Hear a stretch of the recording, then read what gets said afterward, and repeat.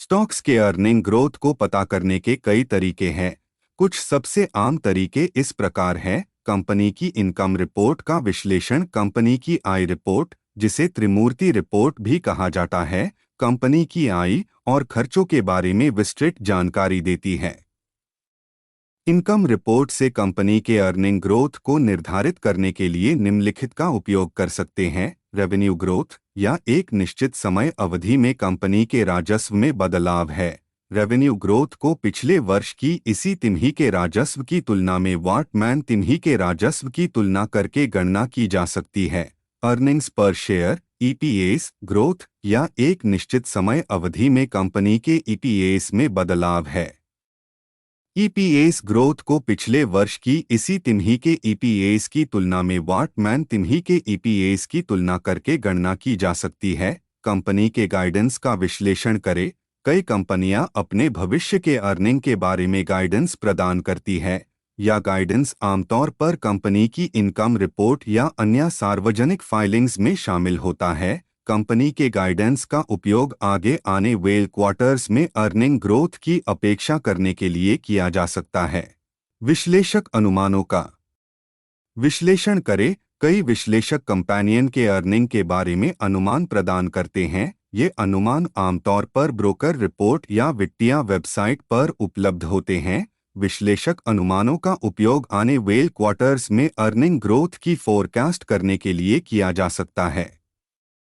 Company के उत्पादों और सेवाओं की वृद्धि का आकलन करें। यदि कंपनी के उत्पादों या सेवाओं की वृद्धि हो रही है, तो यह संभावना है कि कंपनी की आय और ईपीएस भी बढ़ेंगे। कंपनी के उत्पादों और सेवाओं की वृद्धि का आकलन करने के लिए आप निम्नलिखित का उपयोग कर सकते हैं। कंपनी की उत्पाद पाइपलाइन। कंपनी की उत्पाद पाइपलाइन उन उत्पादों और सेवाओं की सूची है जिन्हें कंपनी भविष्य में जारी करने की योजना बना रही है। एक मजबूत उत्पाद पाइपलाइन का मतलब है कि कंपनी के पास भविष्य की वृद्धि के प्लान है। कंपनी के उत्पादों और सेवाओं की वृद्धि का आकलन करें। यदि कंपनी के उत्पादों या सेवाओं की वृद्धि हो रही है, तो यह संभावना है कि कंपनी की आय और ईपीएस भी बढ़ेंगे। कंपनी के उत्पादों और सेवाओं की वृद्धि का आकलन करने के लिए निम्नलिखित का उपयोग कर सकते हैं। कंपनी की उत्पाद पाइपलाइन। कंपनी की उत्पाद पाइपलाइन उन उत्पादों और सेवाओं की सूची है जिन्हें कंपनी भविष्य में जारी करने की योजना बना रही है।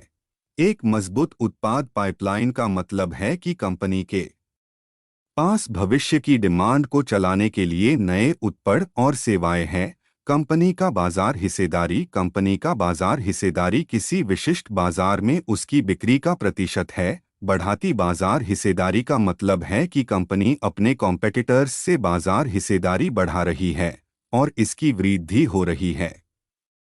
कंपनी के प्रबंधन का मूल्यांकन करें। एक मजबूत प्रबंधन टीम कंपनी की वृद्धि और सफलता के लिए आवश्यक है। कंपनी के प्रबंधन का मूल्यांकन करने के लिए आप निम्नलिखित का उपयोग कर सकते हैं। प्रबंधन का अनुभव। प्रबंधन टीम के पास कितना अनुभव है? क्या उनके पास सफलता का एक ट्रैक रिकॉर्ड है? प्रबंधन का प्रदर्शन। प्रबंधन टीम का प्रदर्शन कैसा रहा है? क्या उन्होंने कंपनी के लिए मूल्य बनाया है?